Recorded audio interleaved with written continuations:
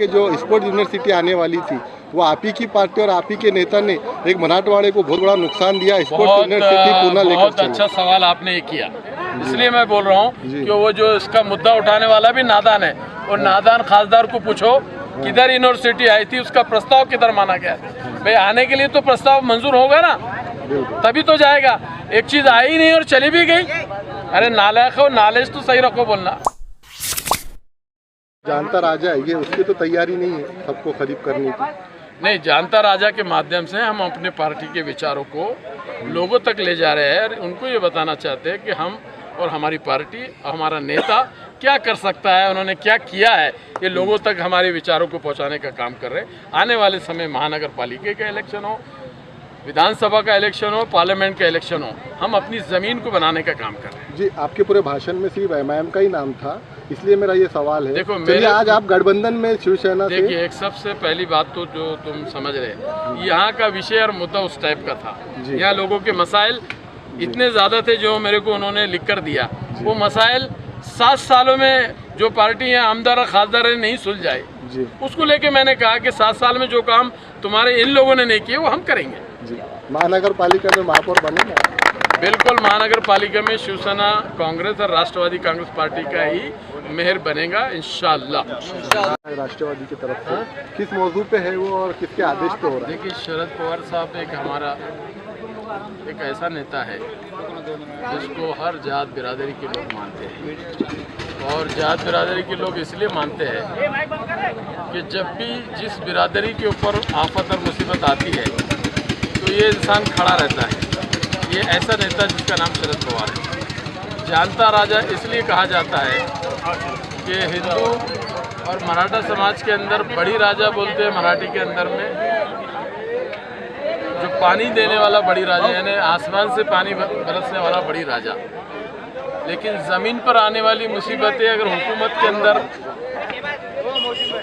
सरकार में अगर जानता राजा है, जानने वाला राजा है, तो वो लोगों के साथ इंसाफ कर सकता है।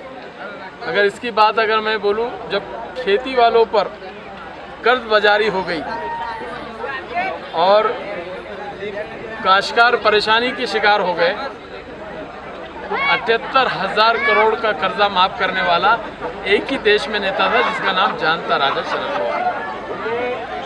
मकसद आपको बताने का यह है कि जब औरंगाबाद के अंदर में मराठवाड़ा यूनिवर्सिटी का नाम डॉक्टर बाबा साहब अम्बेडकर देने का जब सवाल आया, तो ये एक ऐसा नेता शरद पवार था जिन्होंने कहा कि ये सत्ता गई तो हरकत नहीं। एक महामानुष और ऐसी कुर्बानी देने वाला डॉक्टर बाबा साहब अम्बेडकर, ये यूनिवर्सिटी को अगर उनका नाम नहीं मिलता है तो हमारी सत्ता गई तो हरकत नहीं, उसको नाम देने का काम किया। उसका नाम जानता राजा। 70, 60, 50, 60 साल के अंदर में पसमानदा कौमों के अंदर काम करने वाला, मुस्लिम की बात ले लो आप, मौलाना आज़ाद फाइनेंस कॉरपोरेशन की स्थापना, जिससे मुसलमानों के बच्चों को पढ़ाई के लिए मदद हो, छोटे मोटे काम धंधे के अंदर मदद हो। इस तरीके के अन्ना साहब महामंडल, मराठा समाज के बच्चों को पढ़ाई लिखाई के लिए, काम धंधे के लिए मदद हो। दलित के लिए विभाग बनाया, ओबीसी के लिए विभाग बनाया। ऐसे कोई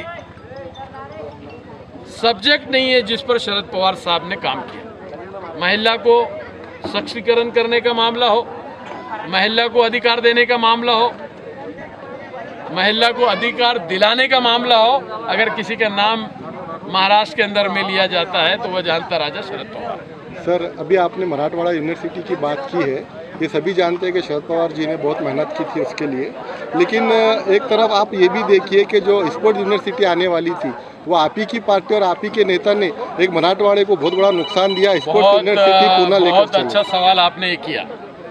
सवाल करने वाले को ये भी जानना चाहिए, जो सवाल हम कर रहे हैं उसकी पूरी मालूमात आपको है कि नहीं? जी बिल्कुल। अगर आपको सवाल अगर मालूम है तो सिर्फ एक कागज़ लेके आओ कि यहाँ यूनिवर्सिटी आई थी, आने वाली थी। सर, आने से पहले ही उसको जो है तो पुनः शिफ्ट कर दिया। आने वाली थी का सवाल नहीं रहता है। लेकिन आ रही तो थी ना सर? नहीं, आने वाली थी, कहाँ सैंक्शन हुआ था? नहीं, लेकिन मेरा सवाल ये है, तुम्हारे सवाल पे मैं जवाब, मेरा सवाल बहुत आती तो क्या मराठवाड़े का फायदा? मेरा सवाल बहुत माकूल है और आप नादान है इसके सवाल में, इसलिए मैं बोल रहा हूँ कि वो जो इसका मुद्दा उठाने वाला भी नादान है। और नादान खासदार को पूछो किधर यूनिवर्सिटी आई थी, उसका प्रस्ताव किधर माना गया।